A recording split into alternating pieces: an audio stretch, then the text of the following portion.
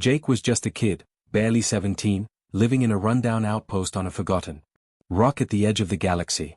His home was a dusty patch of nothing, with creaky metal shacks and a sky that always looked like it was about to choke on its own smog.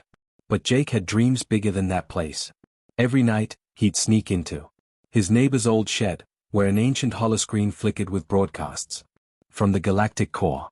That's where he saw Emperor Victor's festival, a dazzling show of lights, music, and power that made Jake's tiny world feel even smaller. Victor was the kind of ruler who loved to show off. His empire stretched across stars, with planets bowing to his every word. He had a sharp jaw, a sharper tongue, and a laugh that could make you feel like dirt. During the festival, broadcast to every corner of the galaxy, Victor leaned back on his golden throne, his cape shimmering like a nebula. The crowd roared as he waved a hand, silencing them. "I've got a challenge," he said, his voice booming through the holoscreens. "Vakis, my wildest planet, is home to the Vak beasts, creatures so fierce, no one's ever tamed them. Tame one, and I'll give you the whole planet." The crowd erupted in laughter. Vak beasts were nightmares, 10 feet tall, claws like knives, eyes that glowed like dying stars. No one took Victor seriously. It was a joke, a cruel one. Jake wasn't laughing. He sat cross-legged on the shed's cold floor, his dark hair falling into his eyes, staring at the screen. His heart pounded. Vakis wasn't just a planet, it was a chance. Humans were nothing in the galaxy, seen as weak, backward, barely worth noticing. Jake hated that. He'd grown up with Beth, an old xenobiologist who'd retired to the outpost after years studying alien creatures. She taught him everything: how to read a creature's movements, how to listen to its sounds, how to see the spark of something more in their eyes. Beth wasn't his mom, but she was the closest thing he had. She'd filled his head with stories of humans doing impossible things, and now, watching Victor's smug grin, Jake felt a fire in his chest. "I'll do it," he whispered to the empty shed. He stood up, dusted off his worn jacket, and marched to the outpost's only comms tower. It was a rusty thing, barely working, but it could send a signal. Jake patched into the festival's open channel, his face popping up on screens across the galaxy. The crowd's laughter died as this scrawny kid, with a patched-up shirt and a stubborn glare, spoke. "Emperor Victor, I'm Jake. I'll tame your Vak beast. Give me a shot." The Emperor's eyes widened, then he threw his head back and laughed harder than ever. "A human? Oh, this'll be fun," he roared. The crowd joined in, their jeers echoing through the stars. Jake didn't flinch. He could feel billions of eyes on him, judging, mocking. Let them. He'd show them what a human could do. Back at the outpost, Jake packed a bag. Beth found him stuffing tools into a beat-up satchel, a sonic emitter, a bioscanner, some wires, and a knife she'd given him years ago. "You're crazy, kid," she said, but her eyes were proud. "Those Vak beasts eat you alive." Jake grinned, slinging the bag over his shoulder. "Not if I talk to them first." Beth shook her head but handed him her old field journal, packed with notes on alien behavior. "Don't die," she said. That was her way of saying she believed in him. Jake hitched a ride on a cargo freighter headed toward Vakis. The crew, a mix of grizzled spacers, smirked when he told them his plan. "You're gonna be Vak beast food, kid," one said. Jake just shrugged, staring out the ship's grimy window at the stars. He wasn't doing this for Victor or the galaxy. He was doing it for every human who'd ever been laughed at, for every kid like him who'd been told they were nothing. Vakis was waiting, and so were its monsters. Jake's hands tightened around Beth's journal. He wasn't scared, not yet. He was ready to prove them all wrong. Jake's boots hit the ground of Vakis with a thud, kicking up a cloud of strange, glittery dust. The air smelled sharp, like metal and wet leaves, and the jungle around him glowed with eerie blue vines that pulsed like they had a heartbeat. Towering cliffs, jagged as broken teeth, loomed in the distance. He'd never seen anything like it, not on his dusty outpost, where the only green was mold. His heart raced, not from fear, but from the thrill of it all. This was Vakis, the wildest planet in the galaxy, and he was here to do the impossible. He barely had time to take it in before a low growl froze him in place. A Vak beast stepped out from the shadows, 10 feet of muscle, scales glinting like black glass. Eyes burning red. Its claws scraped the ground, and Jake's stomach dropped. He'd read about these creatures in Beth's journal, but seeing one up close was different. It lunged, faster than anything that big should move. Jake dove behind a rock, fumbling for the sonic emitter in his bag. His fingers shook as he cranked it to max, letting out a high-pitched wail. The beast roared, shaking its head, and backed off just enough for Jake to scramble away, heart pounding in his ears. He didn't stop running until he found a clearing, his breath ragged. The Vark beast didn't follow, but he could feel its eyes on him. Crouching low, he watched as it rejoined a pack, 5 more beasts, moving like they shared one mind. They weren't just animals, they were smart, coordinating like soldiers. Jake's mind raced, remembering Beth's words, every creature has a reason for what it does. Figure that out, and you're halfway to understanding it. He pulled out her journal, flipping to a page about pack behavior. These beasts weren't just killers. They were a family.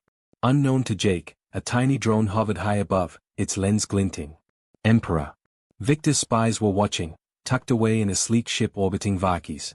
They smirked at their screens, betting on how long the kid would last.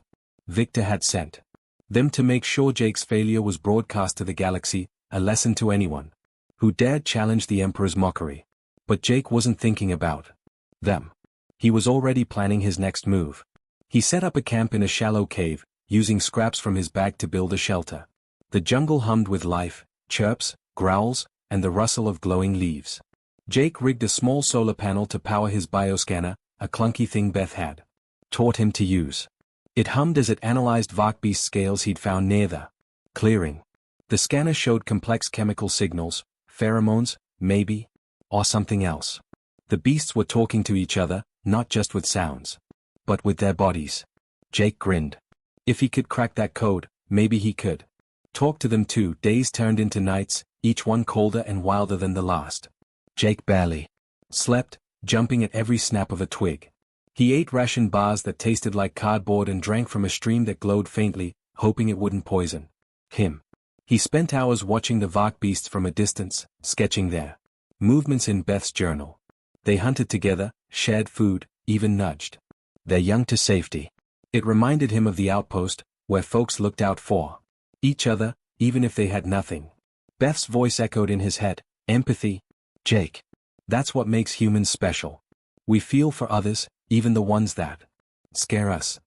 One night, a storm hit, lightning cracking the sky like it wanted to split Vakis in half. Jake huddled in his cave, the sonic emitter clutched tight. A young Vark beast, smaller than the others, stumbled into the clearing, limping, its scales torn. Jake's first thought was to stay hidden. Don't be stupid, he told himself. But the creature's whimpers hit him hard. He thought of Beth, patching him up when he'd scraped his knees as a kid. Against every instinct, he crept out, holding a ration bar. The beast snarled, but it was too weak to attack. Jake tossed the food and backed away, watching as it sniffed, then ate. His hands shook, but he felt something shift. This wasn't about taming a monster. It was about trust. By morning, the storm had passed, and the young beast was gone. Jake didn't know if he'd see it again, but he felt a spark of hope. He wasn't just surviving Vakis, he was starting to understand it. The spy's drone buzzed overhead, catching every move, but Jake didn't care. He was a human, out here alone, and he was going to show the galaxy what that meant. Jake had been on Vakis for weeks, and the jungle was starting to feel like a second skin. The glowing vines didn't spook him anymore, and he'd learned to sleep through the howls in the night. Every day, he watched the Vark beasts, scribbling notes in Beth's old journal. Their low rumbles weren't just noise. They were a language, vibrations that carried meaning. Jake tinkered with his sonic emitter, tweaking it to mimic those sounds. He also rigged a small gadget to release chemical puffs, copying the beast's pheromones. It was slow work, and his hands were raw from twisting wires, but he was getting close. He could feel it. The young Vark beast he'd helped during the storm kept coming back. Jake named her Luna, after the pale glow of her scales under Vaki's moons. She was smaller than the others, with a limp that hadn't fully healed. Jake left bits of ration bars near his cave, and Luna would sniff them, her red eyes locked on him.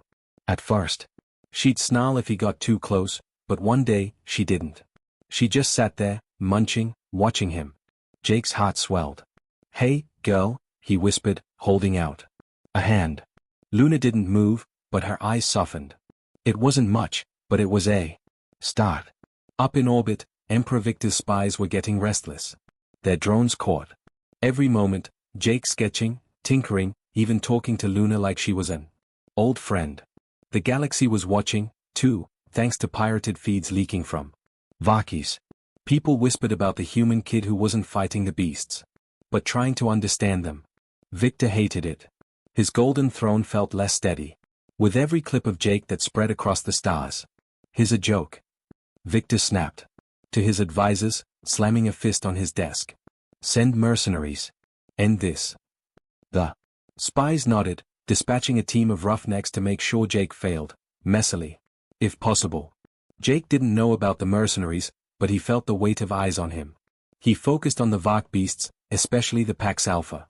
It was a monster of a creature, twice Luna's size, with scars crisscrossing its scales like a map of battles. One evening, as Jake tested his pheromone gadget near the clearing, the Alpha charged. Its roar shook the ground, and Jake's instincts screamed to run. But Beth's words rang louder, "Show respect, not fear."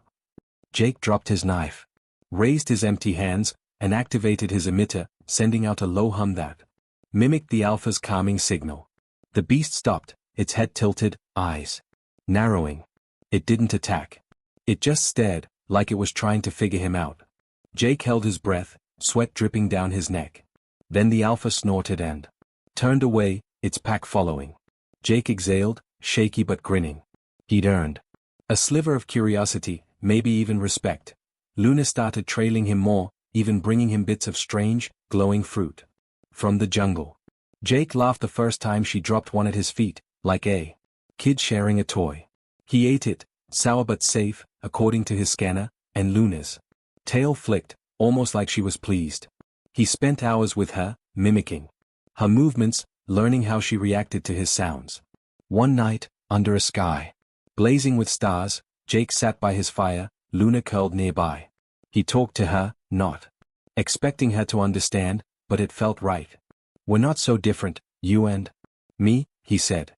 "Both trying to survive in a world that doesn't care." Luna's eyes glowed, and Jake swore she was listening. The galaxy was buzzing now. Smugglers and traders shared clips of Jake and Luna, and folks on backwater planets started rooting for the human kid. Humans, always dismissed as weak, were suddenly worth watching. Jake didn't know it, but his quiet moments with Luna were shaking the Empire's foundations. Victor's mercenaries landed silently one night, their ship cloaked in Vakis storms. They carried plasma rifles and orders to break Jake's camp, and him, if needed. They crept toward the cave, unaware of the red eyes watching from the jungle. Luna stirred, her low growl vibrating through the ground. Jake grabbed his emitter, heart racing. He didn't know what was coming, but he knew one thing: he wasn't alone anymore. Luna was with him, and the pack wasn't far behind. The night was quiet, too quiet, and Jake's gut told him something was wrong. He was fixing his sonic emitter by the fire, Luna curled up nearby, her scales glinting faintly. Then it happened, a blast of light and heat as plasma bolts tore through his camp. Tents collapsed, his bioscanner sparked and died, and a sharp cry cut the air. Luna staggered, a gash across her side, her red eyes wide with pain. Jake dove to her, heart pounding, as dark figures emerged from the jungle. Mercenaries, sent by Emperor Victor, their rifles glowing in the dark. "End of the line, kid," one growled, aiming at him. Jake's mind raced. He couldn't fight them, they were armed, and he had nothing but a knife and a half-broken emitter. Luna whimpered, blood pooling under her. He grabbed her, whispering, "Hang on, girl." Scooping up his bag, he bolted into the jungle, the mercenaries' shouts echoing behind. He knew Vakis now, its twists and turns, and he had one advantage: the Vak beasts. He led the mercenaries deeper, toward a narrow ravine where the pack hunted. His boots slipped on glowing moss, but he kept moving, Luna's weak growls urging him on. The jungle came alive with roars as the Vak beasts sensed intruders. The mercenaries hesitated, then screamed as massive shadows lunged from the dark. Claws flashed, and the men fled, their rifles useless against the pack's fury. Jake didn't stop to watch. He carried Luna to a stream, cleaning her wound with trembling hands. She was hurt bad, but her eyes stayed locked on his, trusting. He tore his jacket into strips, bandaging her as best he could. "You're tough, Luna," he said, his voice cracking. "We're not done yet." As dawn broke, he carried her back to the wrecked camp, his tools scattered and broken. But something else caught his eye, a glint in the brush. A trap, rigged with sharp wires. Meant for him but sprung by the alpha Vark beast instead. The massive creature thrashed, its leg caught, roaring in pain. Jake froze. The alpha could kill him in a heartbeat, but he remembered Beth's words, "Help what's hurting, even if it scares you." He crept closer, emitter in hand, sending out calming vibrations. The alpha stilled, its eyes narrowing. Jake worked fast, cutting the wires with his knife, his hands inches from claws that could rip him apart. When the trap snapped free, the alpha stood, towering over him. Jake held his ground, heart thumping. The beast snorted, then nudged his shoulder, almost gently.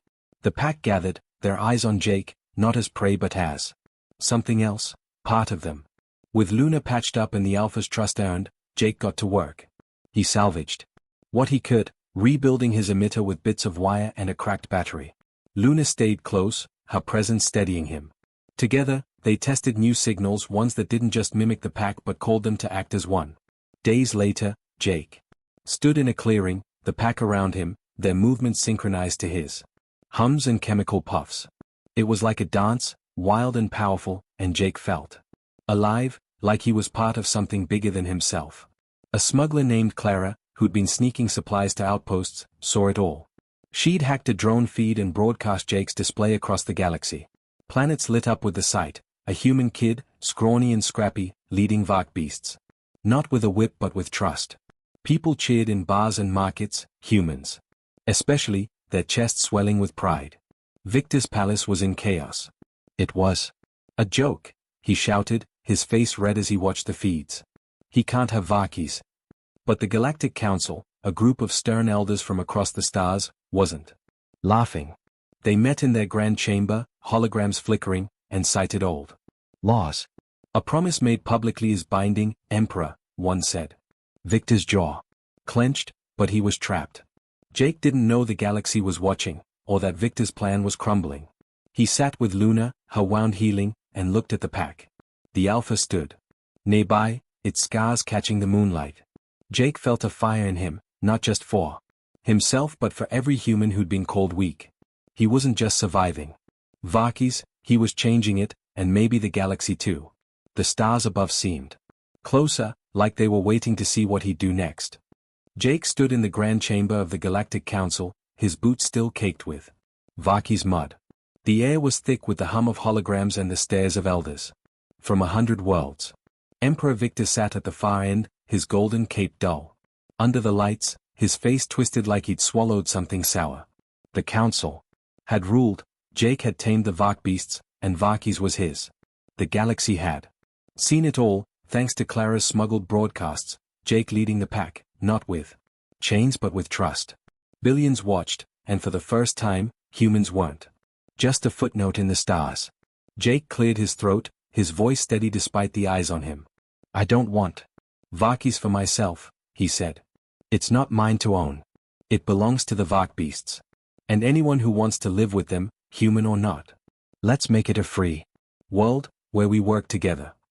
The chamber went quiet. Luna, healed but scarred, stood by his side, her red eyes scanning the crowd. The elders nodded. Some smiling, others whispering. Victor slammed a fist on his throne, but no one cared. The galaxy was listening to Jake now. The council declared the Vark beasts sentient, not just beasts but beings with a voice. Jake was named their advocate, a human kid speaking for creatures the Empire had called monsters. Back on Varkies, Jake set up a camp, not a cage, but a place where humans and Vark beasts could learn from each other. The jungle, once a maze of danger, became a home. Luna stayed close, her tail flicking when Jake scratched her scales. The pack's alpha roamed nearby, its presence a quiet promise of protection.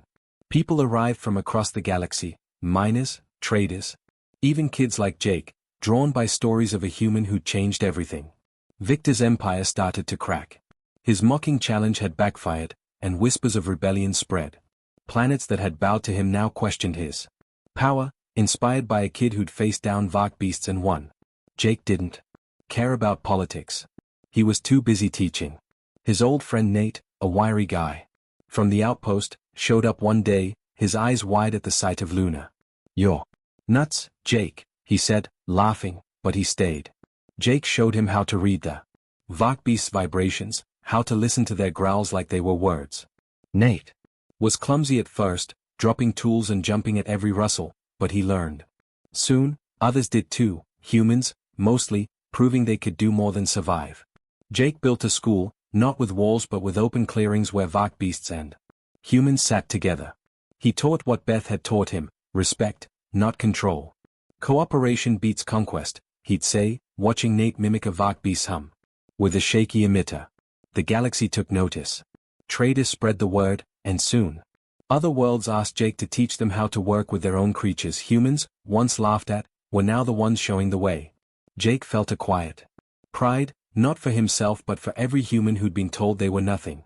One evening, Jake climbed a cliff overlooking Varky's glowing jungle. Luna followed, her steps sure despite her scars.